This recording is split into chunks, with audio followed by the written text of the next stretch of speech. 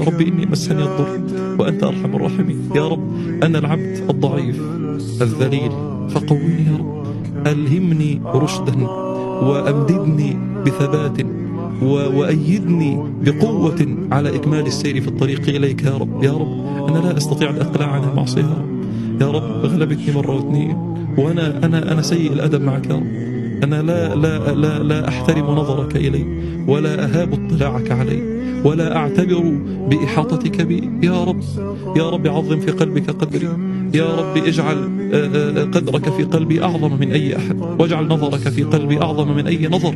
هكذا يدعو المؤمن، وهو دعاء ليس محفوظا ولا شيئا، ولكنه إذا استحضر هذه المعاني يدخل على الله. فنريد أن نحسن الدخول على الله، يعني هذا مهم جدا. ولهذا أنا أذكر كل هذا الكلام ليس لمجرد الاستماع لهذه الحكاية فقط، وإنما لتعلم كيف كان من كانوا قبلك يحسنون الدخول على الله، يناجون الله عز وجل مناجاة ينخلع منها قلبك.